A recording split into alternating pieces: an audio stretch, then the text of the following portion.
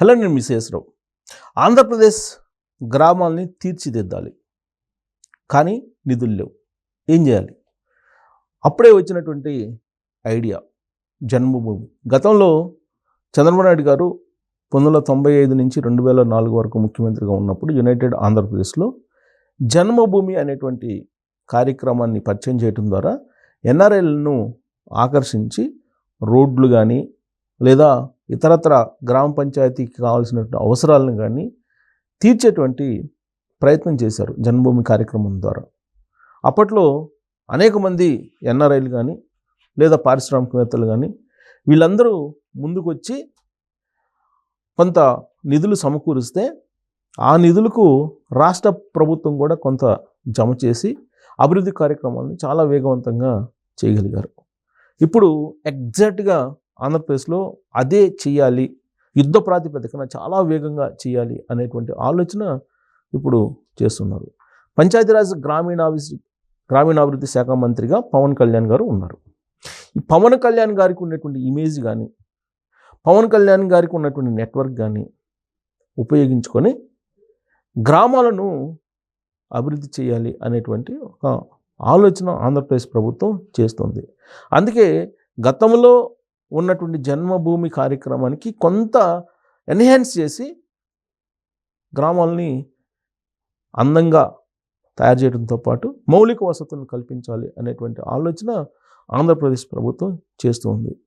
జగన్మోహన్ రెడ్డి గారు అధికారంలో ఉన్నప్పుడు 2019 నుంచి 2024 మధ్యలో కనెక్ట్ ఆంధ్ర అనేటువంటి ఒక కార్యక్రమాన్ని చేపట్టారు. గతంలో చంద్రబాబు నాయుడు గారు కూడా ఇలాంటి కార్యక్రమాన్ని చేపట్టినప్పటికీ పేరు మార్చి కనెక్ట్ ఆంధ్ర అని చెప్పి జగన్మోహన్ రెడ్డి గారు అమలు చేశారు. కానీ ఎక్కడా కూడా గ్రామాల్లో ఆ కనెక్ట్ ఆంధ్రకు సంబంధించి నిధులు వచ్చినటువంటి దాఖలాలు లేవు.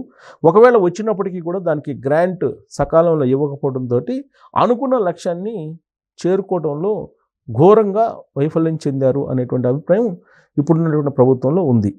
అందుకే ఇప్పుడు శ్రీమంతుడు అనేటువంటి టైటిల్ తోటి మీరు శ్రీమంతులు కాండి అంటే శ్రీమంతుడి సినిమాలో అదే చెప్తారు. శ్రీమంతుడి సినిమాలో కూడా గ్రామాలకి వచ్చేసి గ్రామాలను అభివృద్ధి చేయాలనేటువంటి కాన్సెప్ట్ తోటి ఆ సినిమాని తీశారు.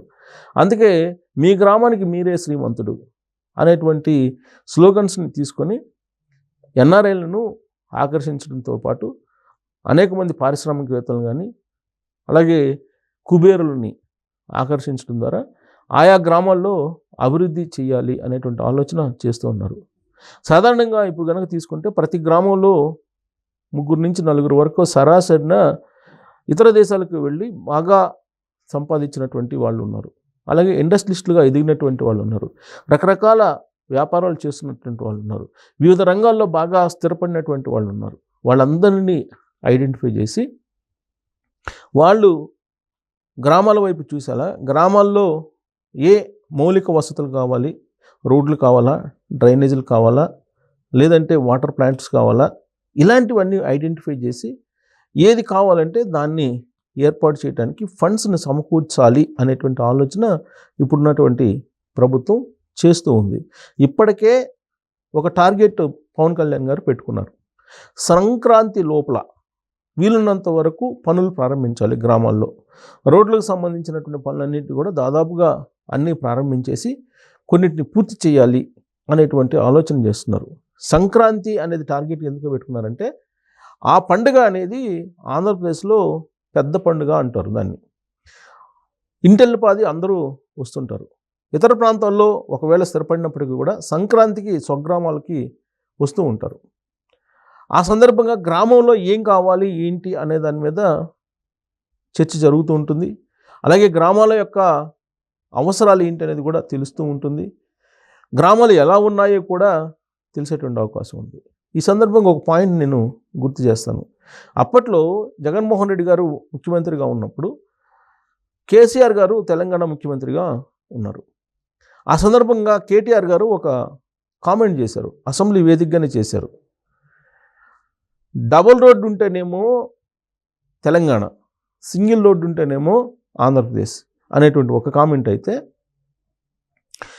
విద్యుత్ లేనటువంటి అంధకారం ఉన్న గ్రామాలు ఉంటేనేమో ఆంధ్ర, వెలుగులతో నిన్నటువంటి గ్రామాలు ఉంటే తెలంగాణ, ఇదే తేడా రెండు రాష్ట్రాలకి. ఆ మధ్యకాలంలో సంక్రాంతి వెళ్ళిన సందర్భంగా ఆయనకి ఎవరో ఒక స్నేహితుడు చెప్పినటువంటి మాటగా ఆయన ప్రస్తావించారు. అంటే సంక్రాంతి సందర్భంగా వెళ్ళేవాళ్ళు అనేక మంది ఉంటారు. ఇతర ప్రాంతాల నుంచి వెళ్ళేవాళ్ళు ఉంటారు, బంధువులు ఉంటారు, స్నేహితులు ఉంటారు, ఆంధ్రప్రదేశ్కి వెళ్తారు. అక్కడ సంక్రాంతి సందర్భంగా అనేక రకాల వేడుకలు చేస్తూ ఉంటారు.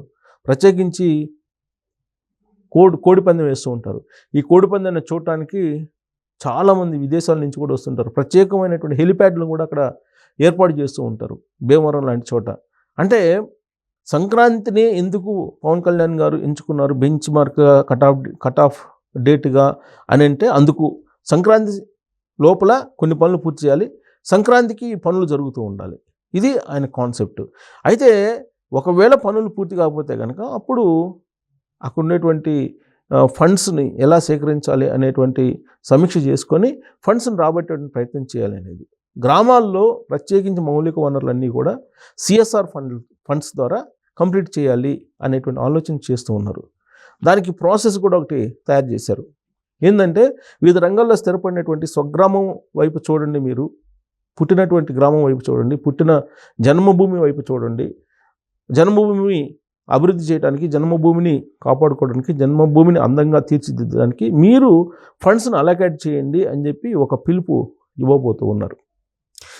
ఆ విధంగా కొన్ని గ్రామాలను దత్తత తీసుకోవాలి అనేటువంటి టార్గెట్ కూడా పెట్టుకున్నారు.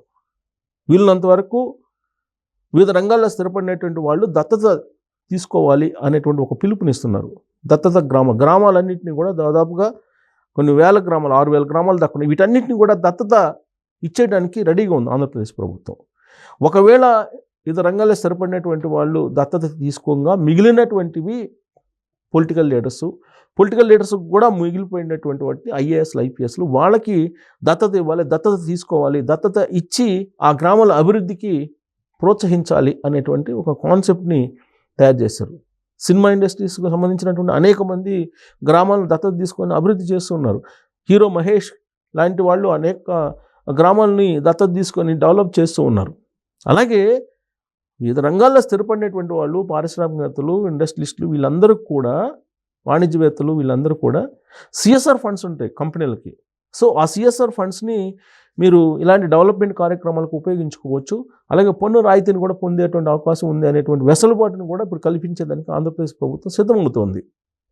సో మీలో శ్రీమంతులు ఎవరు, ఈ గ్రామానికి శ్రీమంతులు ఎవరు అనేటువంటి ఒక కాన్సెప్ట్ తోటి వెళ్తూ ఉన్నారు. పవన్ కళ్యాణ్ గారు కూడా అలాంటి నినాదాన్ని వినిపించి రాబోయేటువంటి రోజుల్లో గ్రామాలని దత్తత పూర్తి స్థాయిలో ఇవ్వడం ద్వారా, ప్రభుత్వం దగ్గర నిధులు లేవు కాబట్టి ఈ మార్గం ద్వారా నిధులను సమకూర్చుకొని అభివృద్ధి చేయాలి అనేటువంటి ఒక కాన్సెప్ట్ తోటి పవన్ కళ్యాణ్ గారు వెళ్తూ ఉన్నారు. మరి ఆయన ఇమేజ్ ఏ విధంగా ఉపయోగపడుతుంది? గతంలో జన్మభూమి కార్యక్రమాన్ని చూసాం, దాన్ని కొంచెం ఎన్హాన్స్ చేస్తూ అప్పుడు గవర్నమెంట్ పార్టిసిపేషన్, గవర్నమెంట్ షేర్ ఉండేది. కానీ ఇప్పుడు గవర్నమెంట్ షేర్ కూడా లేకుండా మొత్తం దత్తతకి గ్రామాలను ఇచ్చేసి అక్కడ ఉండేటువంటి శ్రీమంతులకు అప్పచెప్పేటువంటి ప్లాన్ చేస్తున్నటువంటి క్రమంలో ఇది పవన్ కళ్యాణ్ గారు ఇమేజ్కి ముడిపడి ఉంది. మరి దాన్ని ఏ విధంగా సక్సెస్ చేయగలరు ఆయన అనే దాని మీద